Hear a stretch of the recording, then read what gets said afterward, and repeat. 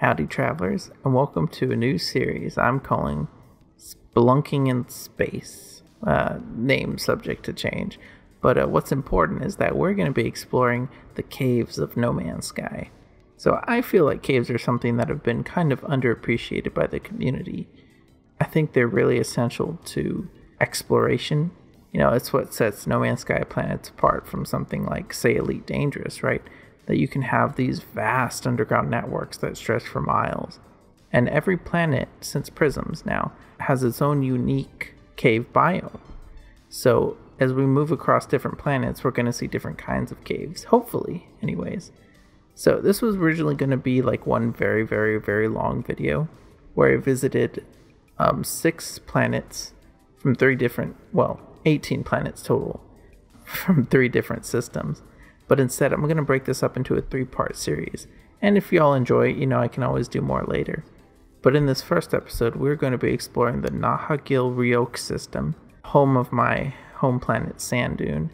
And we're going to see what these 6 planets hold. Alright, so let's check out the first one. So let's start with my home planet in this system, planet Sandoon, which is the location of the Oasis of Null. So this planet is dry, rocky, not a lot of plants to speak of. If we head underground here, we see a similar story play out. A lot of stalactites, stalagmites, a lot of rock formations, not a lot of plants though. The plants we do see though have this beautiful blue glow. I just love the bioluminescence in these caves. Simply fantastic. And I think this is a really good example to sort of start our showcase video with.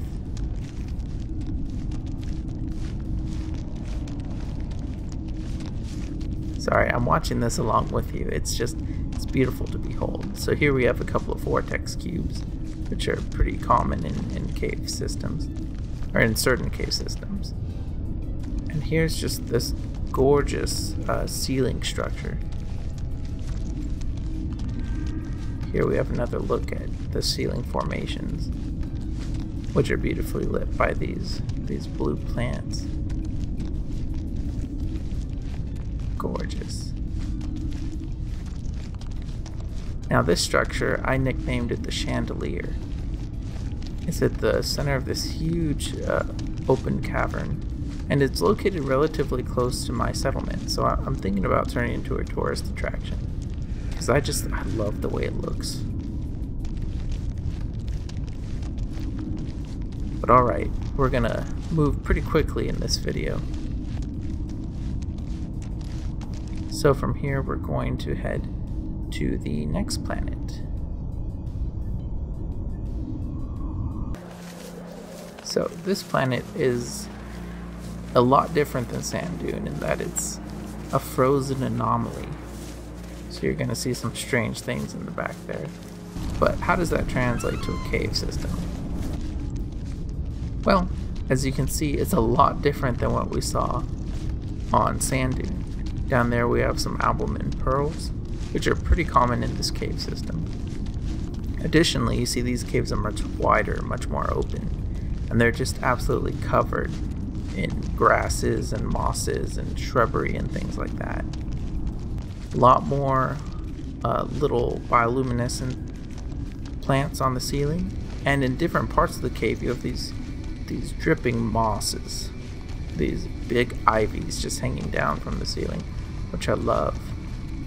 And I love that they're not everywhere, right? They're in certain parts of the cave but not others, so you have a little bit of variety as you explore.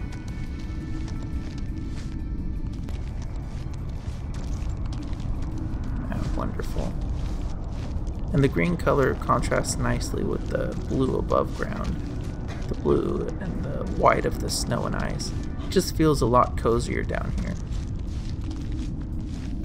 As you can see, we still have stalactites and stalagmites, but they're not as prominent or as abundant as they are on Sandoon. This cave obviously has a lot more plant life to disrupt the formation of those types of structures. Oh, and here we have a resident of the cave.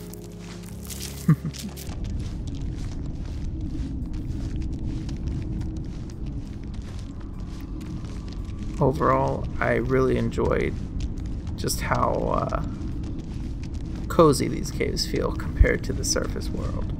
But alright, it's already time to move on. So our third planet here is an infected hot planet called Annann. Let's see if that infection spread to the caves beneath the surface. Of course, these caves are red hot. Although, luckily they do offer some respite from the heat above ground. What they don't offer, though, is protection from the infection, as it seems to have spread to the cave system as well. Luckily for us, the infection hasn't completely destroyed this cave's natural environment, so we can still gawk at the natural beauty available to us.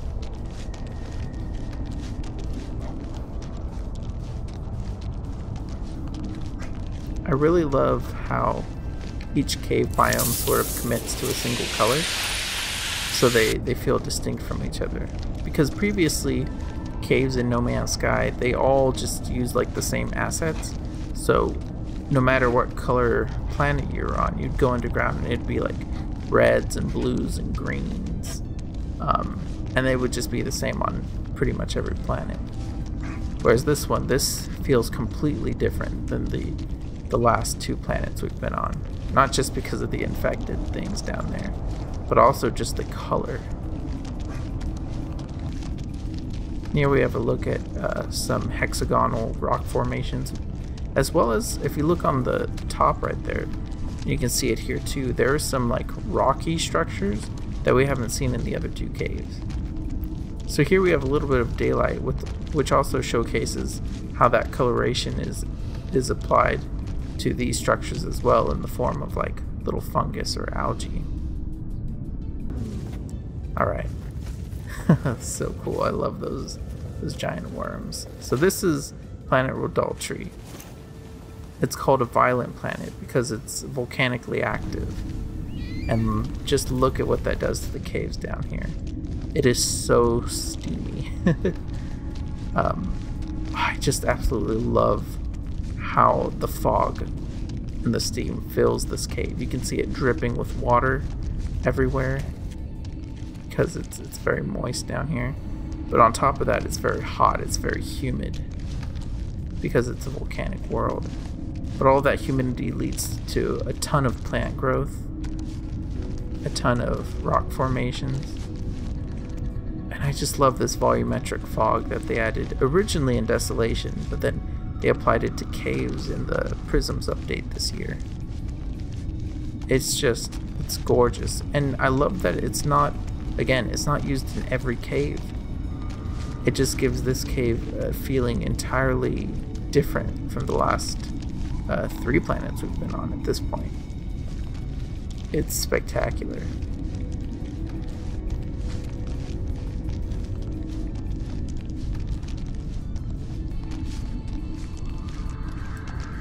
Beautiful. It might be the little space I'm recording this in, but I can feel the heat. And here we have a good shot of some of the small mushrooms and other plants that fill this cave, which again, completely different than I don't think we had those mushrooms in the other cave systems. We also have these long vines coming down, which are quite interesting. And that right there is the tiny little traveler-sized hole I fell into. It's the only way in or out of this cave system. And I've often found that those are the best caves, the ones you drop into by accident. So, we've left Rodaltri and come to Ennann, which is an anomalous planet, or a redacted planet. Under the surface, though, the caves are a little bit less alien. So these caves are somewhat similar to the ones we saw on the Frozen World earlier. Of course, the actual plants that fill it are slightly different, but it's rather similar, I have to say. That being said, it's still absolutely beautiful. And there we saw some volumetric fog. filling that portion of the cave. So, I'm not sure if this shot will show it.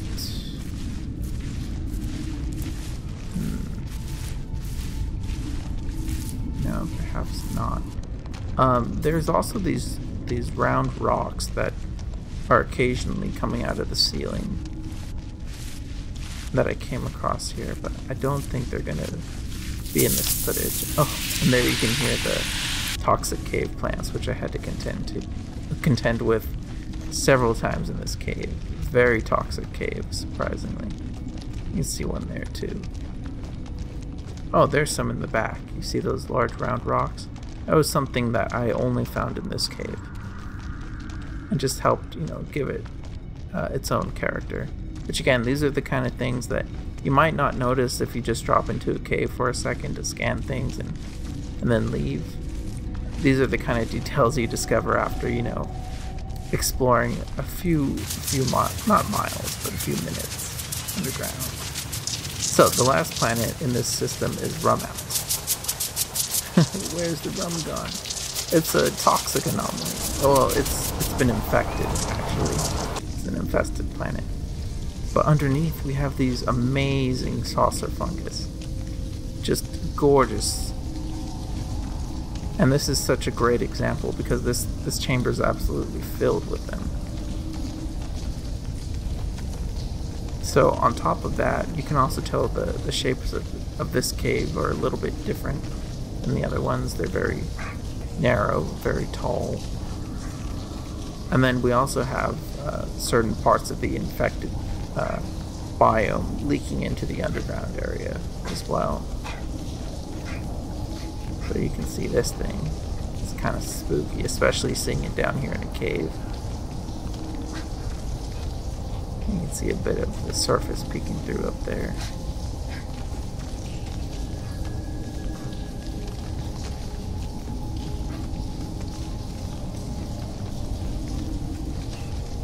Yeah, this cave is somewhat similar to the other mossy caves we've seen, but I find it has more pronounced stalactites, and of course the saucers are very impressive. And again, if you look at this section of the cage, or that past one, it doesn't have any saucers. The saucers are something that you'd have to find in specific areas, like this. And when you do find them, oh boy, they're definitely impressive. Which just makes me want to explore caves even more, seeing this level of variation.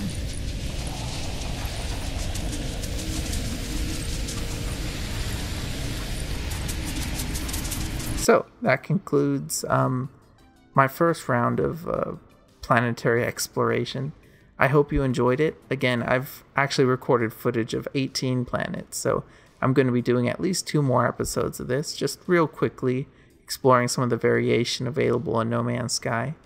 And I'm not cheating, you know, like finding the most diverse planets. I'm just picking systems that have 6 planets and then seeing what those 6 planets have to offer. So I hope you'll join me for the next one. Let me know what you thought in the comments below. Have you found any really cool caves? I actually happen to know there's a ton more variation out there, just from my own screenshots I've seen. And I'll probably post those at the end of episode 3. But until then, thank you so much for watching. Leave a like if you enjoyed the video. Subscribing always helps. I'm a really small channel, so I appreciate every subscription. And I check the subscriber count every day. So if you subscribe, you know, I'll see the number go up, and that'll make me happy. But thanks again for watching, and I'll see you in the next one. Bye.